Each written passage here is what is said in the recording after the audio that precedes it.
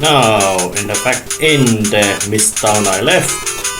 So it's time to go and say hello to Guru or Guri or however you wanna call it.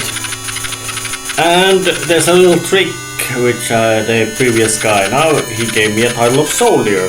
Yeah, soldier is actually a profession, not a title. But there was this guy in the pub, or however you wanna call it, saying that that the door was open. Something. Well, here they say sell an armor. But now, when I go back to this guy being a soldier, yeah.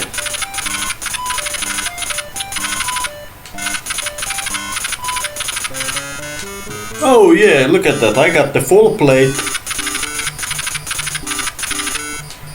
I got the full plate armor absolutely free. Now I wear a much bigger, the second highest armor of the entire game. And I must definitely say of the more with this armor and shield and sword, the guy looks very warlike and mean. But now it's time to try to get further in the land of mist to get further. So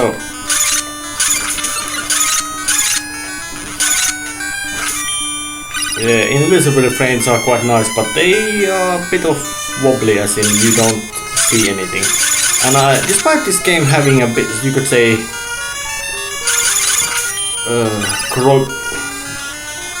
messy programming with all the visual glitchery and all that kind of things,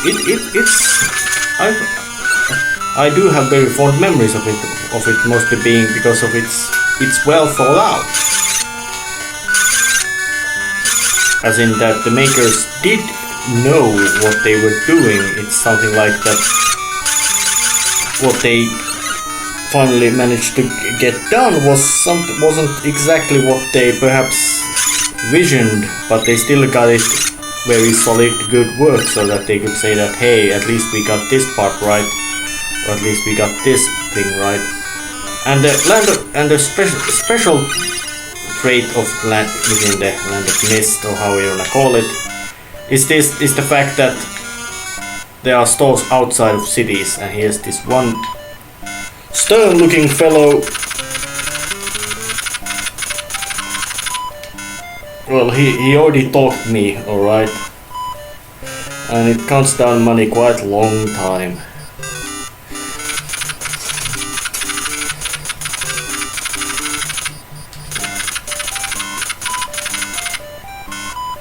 Well, yeah, well, that's actually quite deep, you know. Things aren't inherently something, only how they are used makes them something. Though I still would not think that the mechanical death machine with grabby tentacles and bitey claws and all that kind of things could be anything else but a tool of destruction. I do not find any peaceful application. Oh, damn.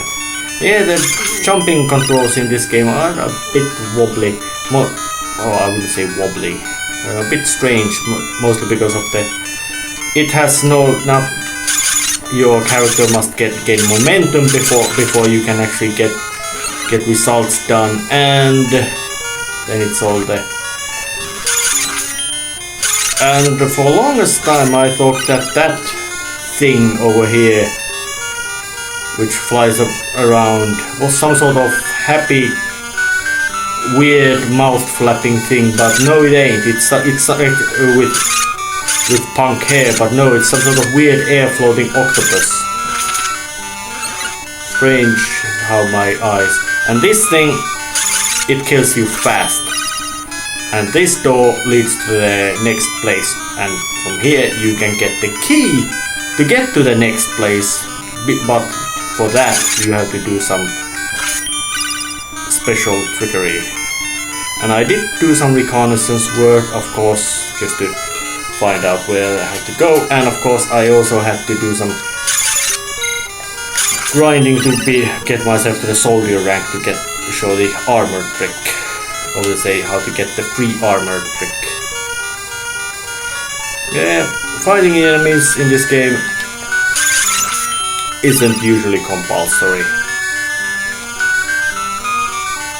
but it's something which is usually very good thing to do, mostly because enemies are dangerous and they drop money and health pickups, and they are stable, so if you know that some enemy always drops health pickups, just kill it over and over again until you get the health pickup.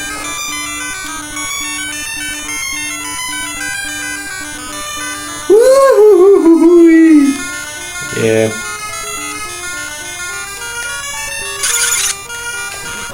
And these giant flies. I don't know what do you think, but I think if place has giant flies, there's something badly wrong. Mostly because flies aren't meant to be giant. So time to equip myself with King Keiki to go this power of mist. With new enemies, these masked knight-like dudes. Which just wave that stick around and walk around, and that stick doesn't actually do damage, it's just a body collision, which makes it much easier to fight against these dudes. Because if that stick would be, they wave around, be doing the damage, well, you'd be more taking damage than giving it. And some weird running around acorns. Nothing too interesting in their behavior, but hey, and there's a river. No need to pick fight against that thing. This one.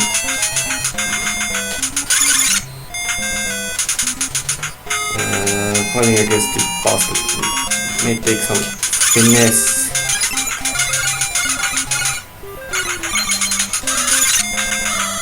Yeah, fire magic is very powerful in its pushback ability, which is damn useful trait for it to be.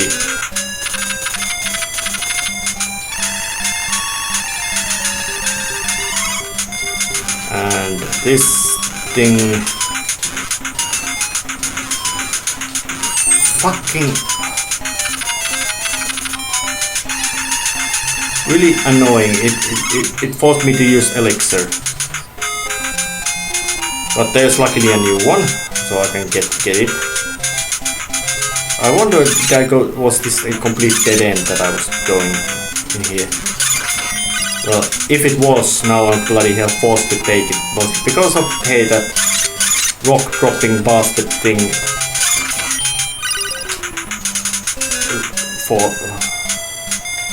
Yeah, it looks like this is a complete dead end, but well, at least I will get amply rewarded from this dead end. I lost my red potion and an elixir.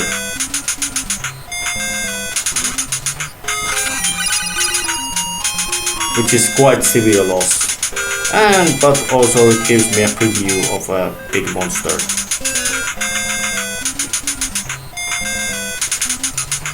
Yeah.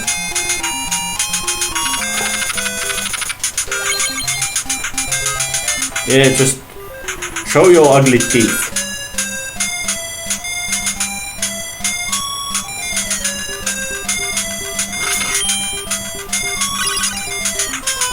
I'm not really too interested about how your lack of dental hygiene, or lack of it, more like you're saying. And I'm still almost dead.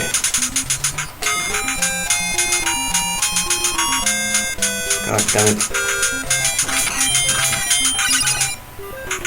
Time to go and pick up the elixir again. So yeah. I'd say that this game's difficulty mostly lies in the fact that, hey, you don't necessarily know where you are going. which of course means that you may walk up in the wrong direction like I did this time, which will then throw you off completely about where to go, about what's your plan to go.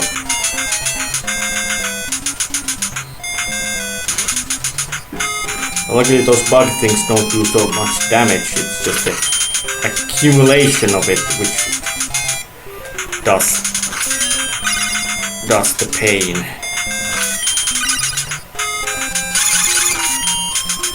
Yeah, finally got it. And enemies here don't seem to drop any health backups either, so it becomes a bit more unknown, difficult to judge where to actually how to do things. Yeah, just show your ugly teeth.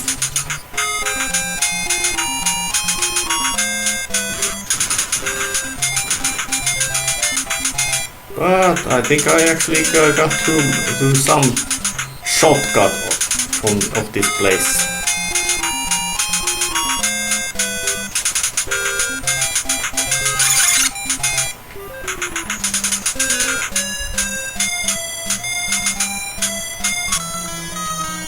And here is a boss monster. You must go down to pick up fight with it. But luckily it has actually quite simple, understandable pattern. So it is not as bad as that dead end I used to go.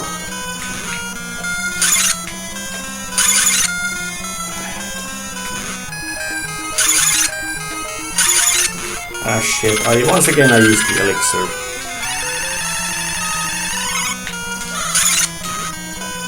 Yeah, the physical contact with that thing does hurt.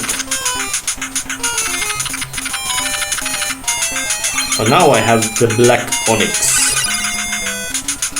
Perhaps the one very important item in this game.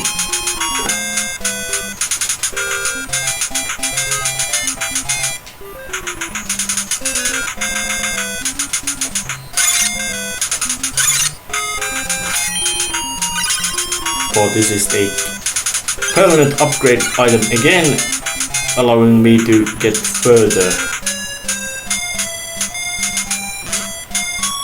Damn it. It's always the knockback which is perhaps the more dangerous part than the actual damage.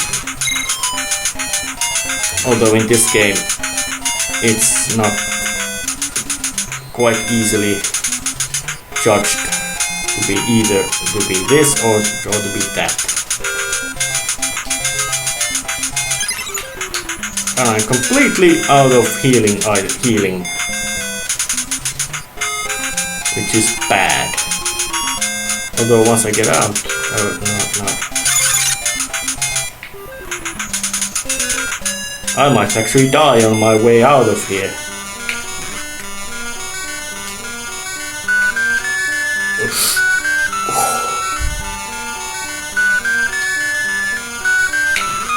Yes, I died.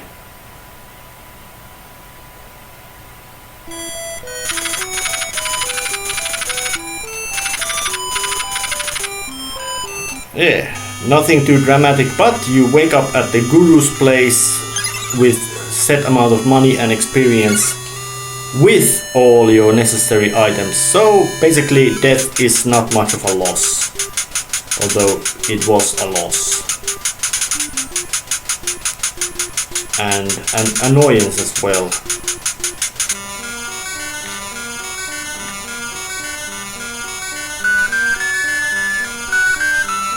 Let's just go to after this unneeded and unplanned demonstration of death, it's time to head to the place where I need to use the black onyx, or where I say not use it, show it to or more or less just go to a guy, because now I have the meteorite. Dwarfs worship, believing it has cosmic power. or something like that weirdness. The plot in this game doesn't make much sense. Except that, well, hey, elves against dwarves, you're elf, dwarves can't get crazy, period. And I assume that means that there was peaceful relations at some time. And of course because of meteorites. And they both inhabit the world tree, and because of that, and because of meteorites hitting the world tree, things are going bad. It has actually in a sense mythological themes and elements in it, but as itself doesn't feel much of big sense.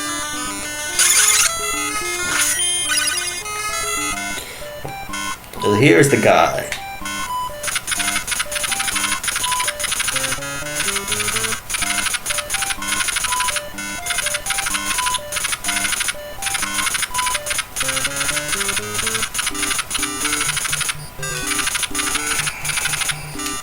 Yeah, and now I have a key which allows me to leave the world of mist. And I'm gonna end this episode right here before going to the world of mist, leaving the world of mist. So I'll see you next time. See ya.